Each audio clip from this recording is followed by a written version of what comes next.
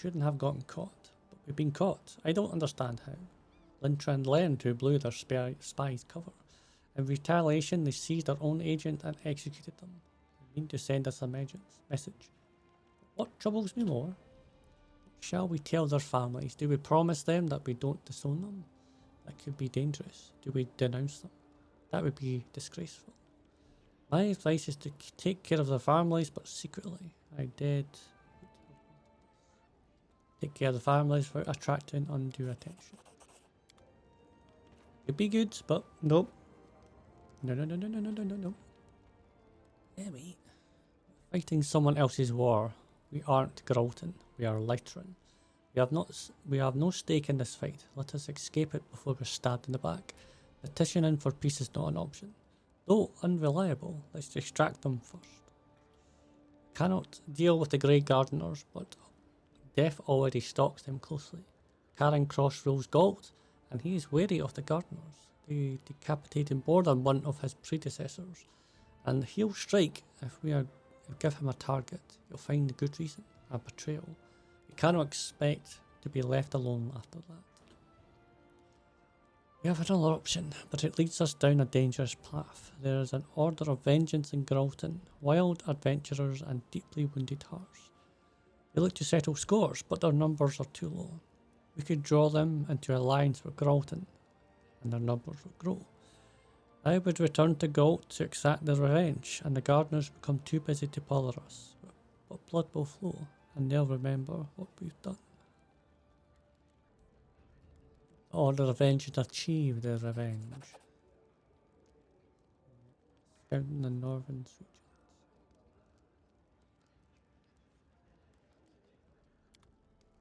regions. Bad news. We've been cheated. The double agent, the scribe from Growth, and the whole story. We've been deliberately pulled into someone else's war by an unknown third party. While we were busy brawling, they sent in their spies. We were distracted by our neighbours and neglected our home. Now it's full of rats. Let's clear the ranks. I don't know which of them we can trust, so I'll bring in completely new people. People who cannot be bribed by the enemy, preferably from distant lands. We could hire the bloodhounds of the Sleepless Agency, or of course we could turn to Iri's oracles. But the Twilight Talons from Aderon are the only ones I would trust with my life.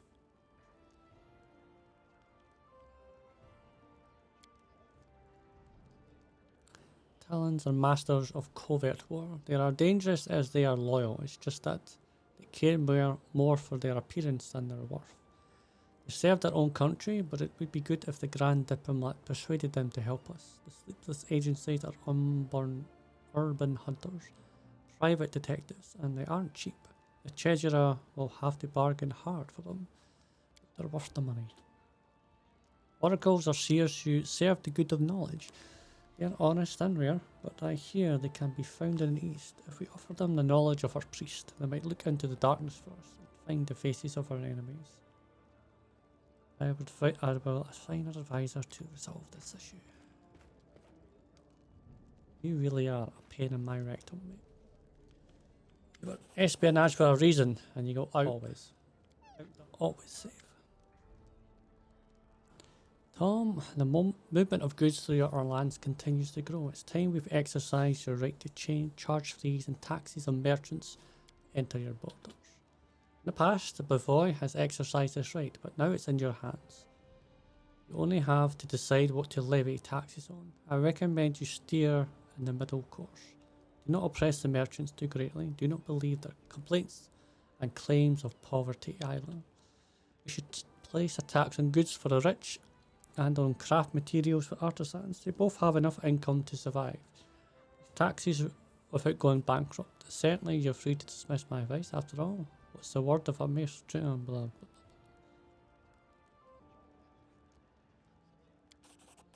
Doesn't bother me.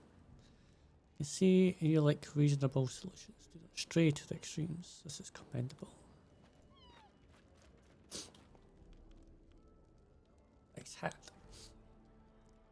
I need to ask you for advice. 2 clans from the swamps are arguing over a meadow. Solid fertile ground is very valuable in the marshes, especially when you have so many mouths to feed. The clan elders decide to determine their honour by a long-standing tradition. Here's the essence. 2 armed men from each clan will face each other in the middle. The first clan to lose all its fighting relinquishes its claim to the land. It's a cruel tradition, but they've been following it for many generations. Even if we permit the tradition, it will only make them angrier, and they'll seek to settle those scores by other means. Their way of life shouldn't be disturbed. Sure, yeah. Trying to cancel search of the oceans by decree would be like trying to empty their swamp with a bucket. It will be many years before they're prepared to change their ways. But you know what you could do? You could just end them both. Solve that problem.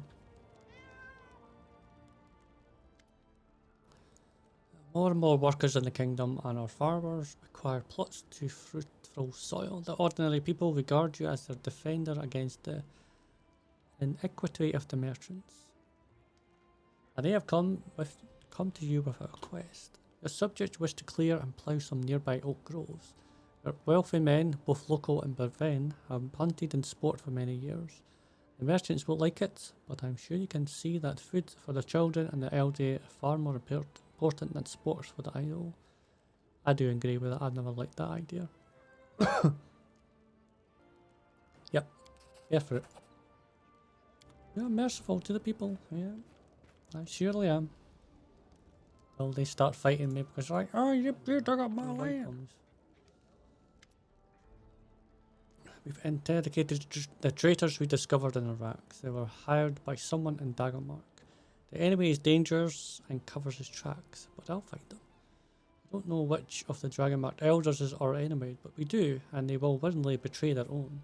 We can't profit in doing so. Influence stretches far and wide, and it can be found across the kingdom. We can strike them at any time. If we apply enough pressure, the elders will be forced to reveal their enemy's name, only to stem the loss of blood. Though the truth, it is not blood but gold that flows in their veins. Ripping open their purses would be even more effective than ripping open their bellies. We're gonna hit them in their fat purses. No honour among such as these. We take away their meat and they'll turn on each other like jackals. Scouting Glenburn. Fucking scouting, sweaty. Tuner for Daggermark's arrived. The Union is asking for your permission to trade in our domain. They are willing to pay a generous fee. It's worth considering who you are dealing with. Daggermark, your power and privilege depend directly upon their weight or your coin purse. Whereas leaders of their other countries often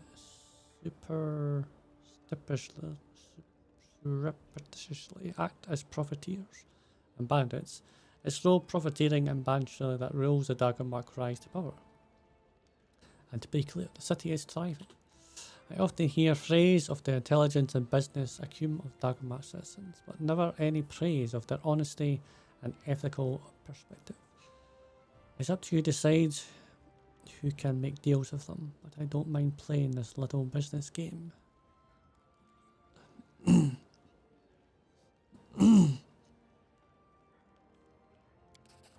Trust your advice.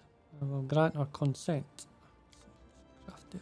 Well, let's see who's craftier. Yeah, that's a nice way of putting it.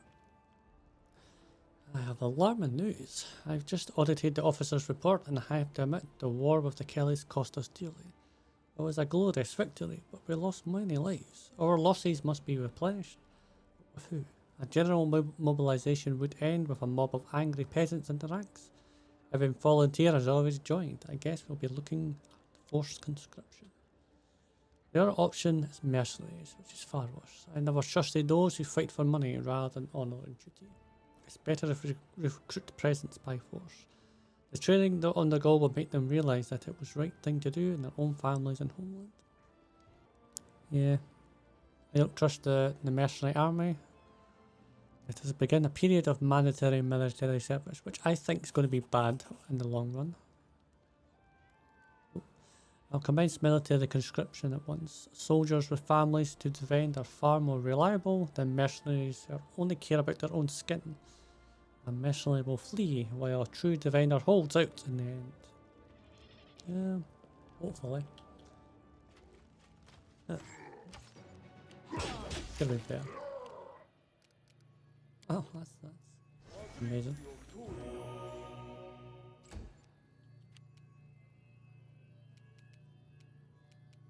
Music in there. Let us walk at once.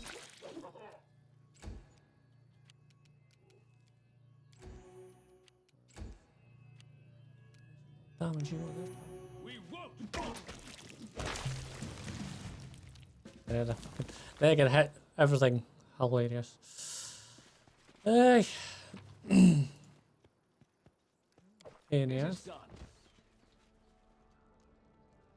Fighting crime in our lands, and the bandits are running scared. In fact, many of them are ready to come clean and return to civilian life.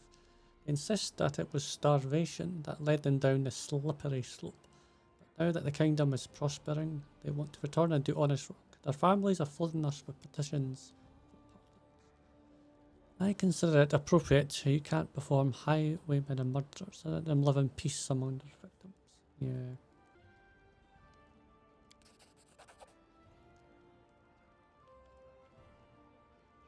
Yeah, let them turn themselves in. They should not be naughty.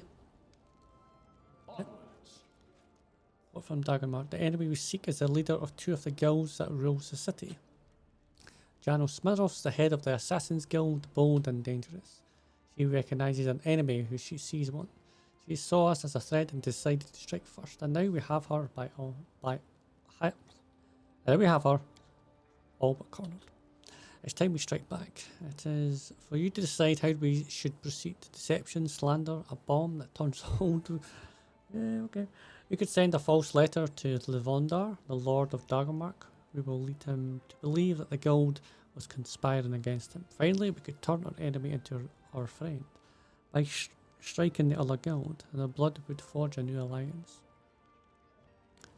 Assassins and Poisoners Guild are on peaceful terms, but it's fragile alliance. Both guilds possess strength and power. Both are large with extensive networks of relations. Sure, they don't wipe each other out. He's rather more of a judge and a general than he is a ruler. I think he would blow them up, truthfully.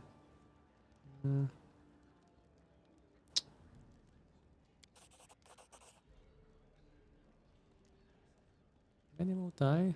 They're not bankers and fishmen though. Their job is to bring death. They chose this fate. So he's just gonna blow them all up. Okay, cool. That's his choice. I'm gonna leave it to him. Yeah, that's not my choice. You're the guy to do that, right? Ill news. The guards refuse to go out on patrols. The officers have declared that their people will not take up weapons until the conditions of their service are improved. Should be told it's rare for a kingdom to see their guard take part in so many battles, wars, raids, monsters. We mainly pay for services of mercenaries, but I think that's our boys deserve some time off. They risk their lives every day and they need to spend more time with their family.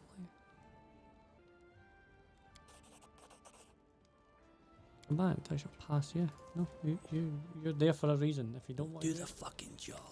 Right. Your Highness, the Wild Hunt had been defeated. Your quick and effective actions left the attackers no hope.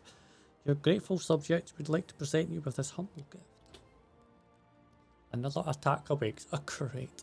Though I doubt it will come soon, I have a feeling that Darissa won't hold back this time. It will be the most terrible blow yet. I only hope we can survive. I agree. I visited the bald hilltop and the portal to the first world is almost stable. It appears that by the time the next attack, it will be steady enough to become a permanent bridge between Glorian and the first world. The way I see it, you've had enough of being afraid of her. If Nilirfa wants to attack us herself, let her come. But she won't, will she? She's going to hide from us, tucked away in the first world until the bitter end. I suggest we deal with her army here and then move immediately to counterattack before she musters the strength of another invasion.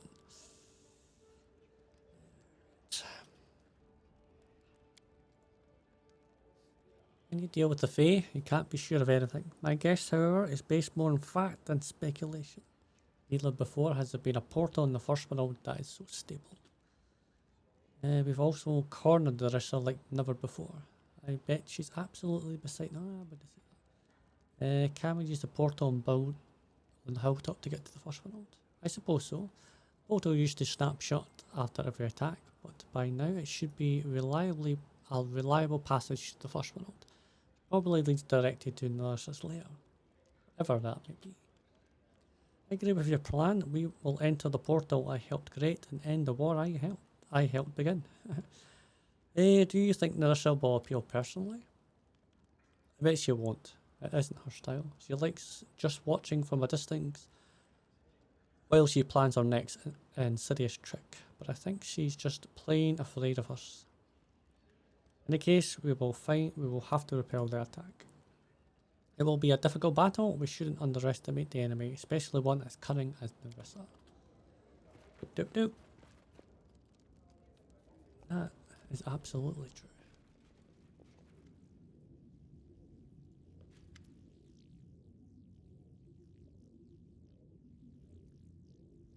As you approach the bar, utters a deep sigh. The monsters are defeated. The trial is past. The door will open to the strongest. The door will open to you. Will open. Examine the barrier. The barrier feels slightly warm and somehow alive to the touch. Odd patterns and magical symbols glimpse on its shivering surface. Among them you notice numerous pictures of various animals, monsters. Could you answer some questions? The monster and the key, the door will open to the strongest. Yep, it seems you're trying to hide something from me. This is no simple key, but much more fun. Tell about the monsters. The monsters were the trial. The trial has been passed. The door will open to you. Tell me about the key. The key is in your hands. Ages ago, it was hidden in the dungeon, where two rivers flow into one lake. Ages later, it was drawn into the light. Defeat the monsters, then give me the key, and the door will open to you. Knowledge Arcana. It seems you're trying to hide something from me. This is no simple key, but a much more valuable artifact. The whispering subsides for a moment, and then resumes with a different intense intonation. Yes, the key is more than just a key. It is a cage. It is part of a plan. The imprisoned one can only become free by sacrificing the essence of power. What's locked behind you? Who created you? Ferrarius. Ferrarius is imprisoned. Ferrarius is the one who created you. Maybe you can explain what all this means. Silence falls for some time, and then the monstrous whispering resumes. The door will open to the strongest. Okay. You plunge the key into the barrier and watch as waves of barely visible bluish light run up and down along it. It appears that a protective spell of some sort was hiding its true nature, but now it disappeared. An ethereal whisper comes from the door and distinctly pronounces the word phylactery. You barely have time considering its meaning when the key dissolves into the waves of blue light. It's part of a plan. The imprisoned one can be free, but only by sacrificing the essence of power. The key is delivered and destroyed. The monsters are defeated. The door opens to the strongest. Enter now. Which means boss fight. Yep. That's boss fight. Alright. A lich, of course we do. A lich, there we go. The pensive. The figure, clad in tattered scraps of clothes, slowly turns towards you and takes a few shuffling steps in your direction. From under the ragged pieces of clothes, once undoubtedly bright and rich, the face of a dead man, barely covered with flesh, stares back at you. His eye sockets glow with the terrifying pale light. I can't believe it. So finally something fell for the letter. I admit, it was a weak plan, but I had so little time to invent it. Are you Farnus? It seems I hear notes of uncertainty in your voice, brave adventurer. Am I wrong? Yes, I am a Farnus the Pensive. Our acquaintance won't last long, but nevertheless I am happy to meet you. You're a lich. Such remarkable powers of observation. He reminds me of the guy in Pillars. Such remarkable chattiness. Low weight you've spent. How many years locked alone in a dark dungeon? I suppose that explains all the awkward attempts at wit and sarcasm. In your letter, you begged for help, but obviously it was, I mean, see, this is what I mean by sometimes a story, it's like, you know, he's being sarcastic with his whimsical note of, haha. Of course I did. People tend to become less vigilant when someone is humbly begging for their aid. They mistake the begging for weakness. Just think about it. How many would have come to the aid if I started my letter? Dear sirs, the almighty leech locked them. Yeah, it's true. Who imprisoned you here? One extremely annoying creature. One I'll have to get rid of. Right after I deal with you. Can you not tell me who it is? To victory! Can you not tell me who it is? Oh. Nasty.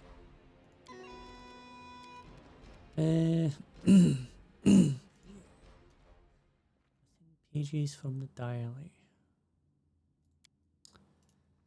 Okay. An unfortunate incident. Yesterday some thieves managed to break into the tower. They tried to free some of my test subjects. I do hate it when someone encroaches on my property. I hate it even more when useful resources are wasted. The guardian golem and my protective spells killed 5 of the thieves before I had time to intervene. The 6th is still alive and I hope he'll make it. And half-orc sorcerer, exactly what I need for my experiments. Perhaps the spells will work differently on him. I turned all the dead thieves into zombies, then I pitted them against the will-o-wisps and watched them fight through the window. It was a bit of fun at least. One of the test subjects was killed when I was trying to artificially slow the process of turning undead with the intentions of documenting all the stages precisely. Everything didn't go as planned. I think I shall repeat the experiment again in a week. Then maybe this time I'll use the elven girl as a test subject. Her longer lifespan may, in theory, affect the duration of certain processes. Today my test subject have escaped, all of them. They acted so nimbly I hadn't noticed a thing when I went down to the cellar to prepare the next experiment. Well, the golem is malfunctioning. That's odd, but within reason. But how did they manage to circumvent my whole system of protective spells? I couldn't even identify which way they went after leaving the tower. It's obvious that some arcanist helped them escape, someone as capable as myself, which is outstanding in itself. But even more surprising is that I didn't find him in the company of the escapees. Once I finally caught up with him, the fools ran into Wyvern's Nest and nearly all of them perished. The only one I managed to save was the elven girl. She's almost threw herself at me in relief. But then, when she looked into my eyes, she shrieked and fainted. After so much effort spent saving the elven girl, it was a pity I had to kill her. But time is of the essence. After all the strange things that happened in the tower, I don't want to delay the ritual of phylactery creation. The last thing I need is a failure at the final stage. With 24 years of hard work and my potential immortality at stake, I must find out what's going on. It's impossible that my unknown enemy is so much stronger and craftier than I. The alchemy storage was not only burned to the ground, many ingredients were stolen before the rest was destroyed. Many artifacts were also stolen. I have a good idea of what purpose they'll be put to. So, you steal from me and you prepare a trap for me as well. But who are you? I'll find out. I'll most certainly find out. Yeah, who is it? Who is it? Who is it? Who is it? Who is it? Hello, Faranis. I'm glad to be able to talk to you at last through only via the written word. Have you already figured out who I am? I suspect you have. Or else you wouldn't have put so much effort into hiding the phylactery. That poor half-orc youngster cursed you, predicting you'd once meet your worst enemy. And that's how I was born, from the pieces of your soul that you haven't yet contaminated with evil. At first I was weak, and I had barely enough power to steal a moment of life from the body we shared. While you slept, I rose and wandered the tower, trying to realize who I was and what I should do. Your protective spells didn't harm me, nor could they, for I was still you. The longer I thought about it, the more clearly I realized how disgusted I was by your life and your deeds. I dreaded to contemplate what you would do after you finally completed the ritual and turned undead. Would you follow the example of the Cyclopean tyrants, who palaces served as the foundation of Eboria, even though of it sickened me. Every thought of it sickened me. I started by trying to help your prisoners, a not entirely successful attempt at last. But after they died, I realized that I had to do much more than that. I had to kill you, to kill both of us. Okay. I share your curiosity, your magical powers, and your ability to invent unusual solutions. But even this wasn't enough for me to rid the world of us.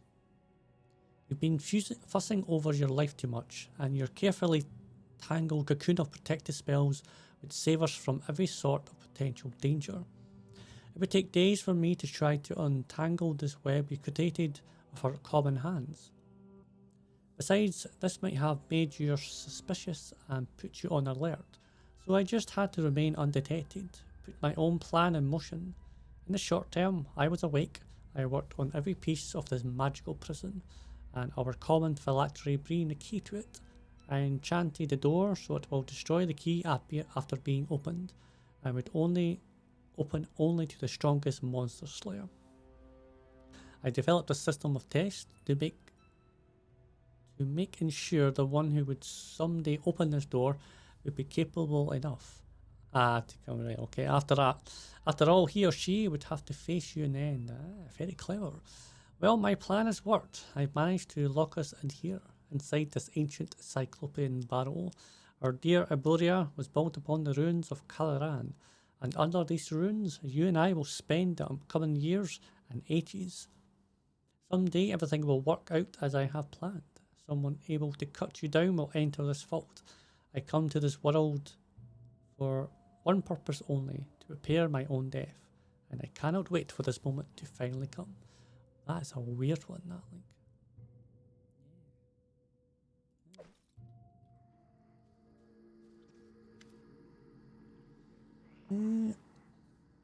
Satyr and a nymph are watching a dark-skinned elf whose arms are dancing gracefully, making magical gestures in a sort of ritual.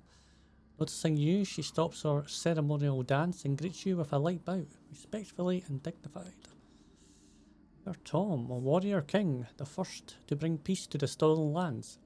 I sought a meeting with you, and fate has allowed our paths to cross. My name is Kamala. Who are you? Well, she just said who she was.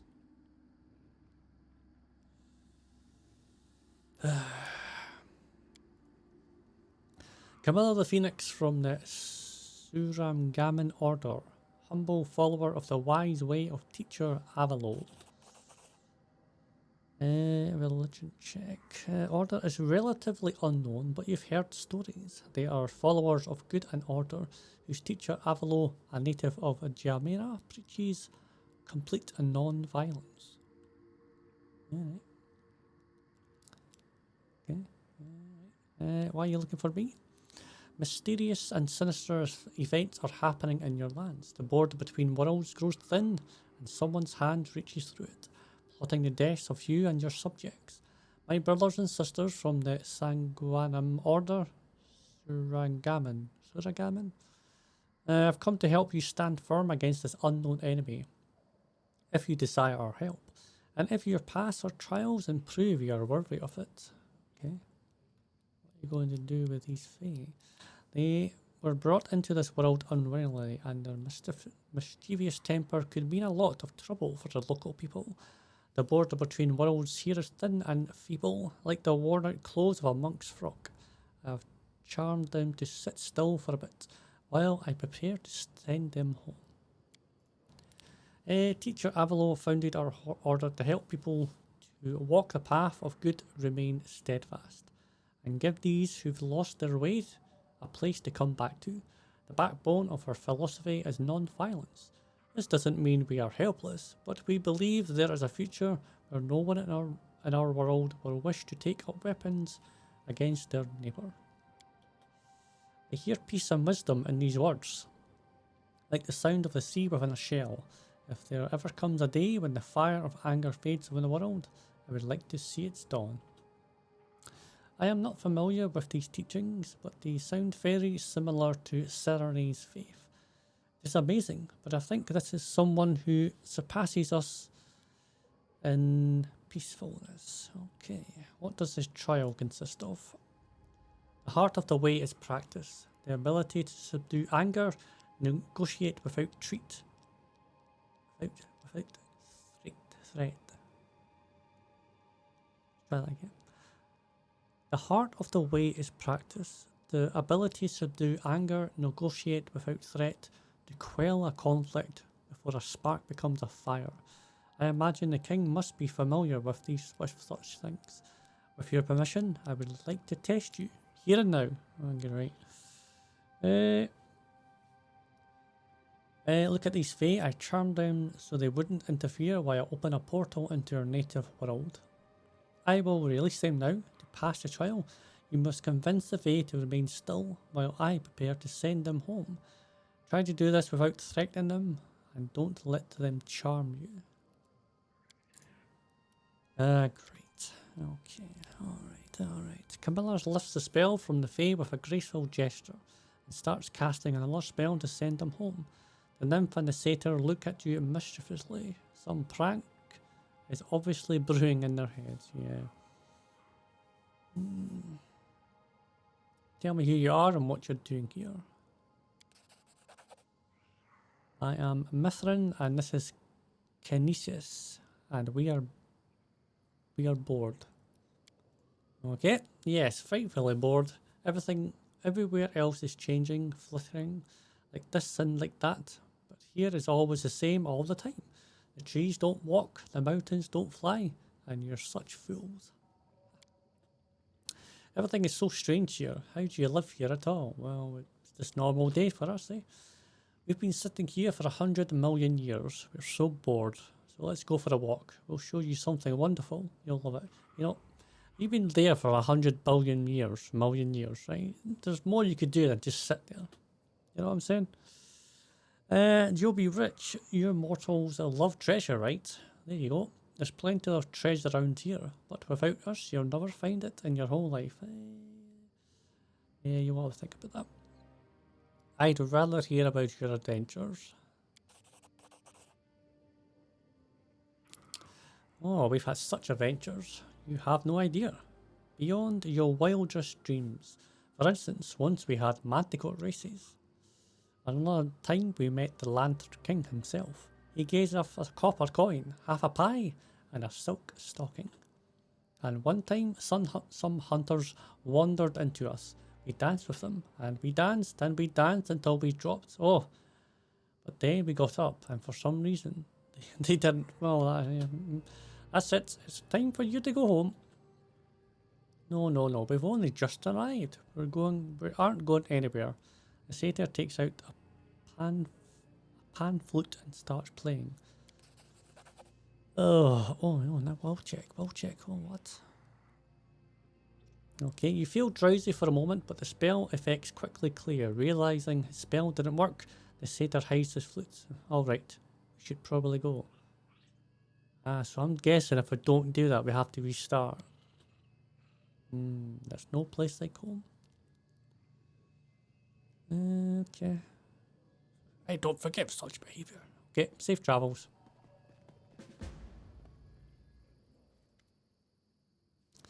Congratulations, you've passed my trial. Your will is strong and it cannot be broken by spells or by the most frightful enemy, the bloodthirsty beast that lurks inside each of us.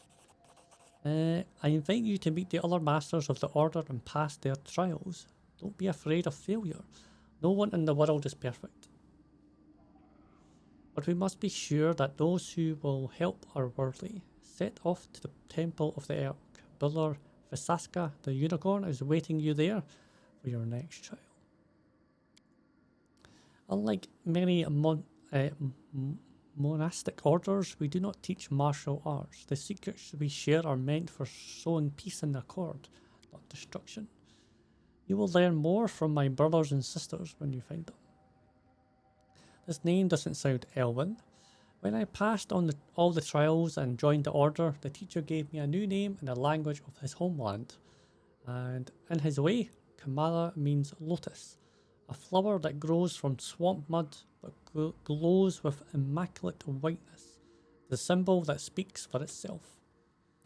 As for Phoenix, that's something like a title. It refers to those who have burnt away their primitive instincts and revived pure force of will from their ashes. Before I walked the wise way, I did much harm and many stupid things, but I was controlled by the animal inside me. Now that it has no power over me, I follow the path of law and good, and as shown by the teacher. It's naive to believe that a ruler of such savage lands could be a pacifist. We do not ask that you take the same vow of non-violence that we do. There is much evil in the world, and alas, in this age of fire and steel, he who puts down his weapons often becomes food for monsters. Still, we try to help those who do lesser harm. None of us will live to see peaceful Glorian, but we do our parts to make it possible. It's a hard and thankless job you're doing, but I'm glad the world has likes of you in it. There are more of us than you think. Everyone who tries to do good sometimes feels like a tiny, lonely ship in a storm of pain, violence and evil. One of our main goals is to unify the vision of all whose good will is strong and they may act together. What do you know about the power behind portals? We will share our knowledge with you when you prove you are worthy. It's not going to be a waste of much of your time. Okay.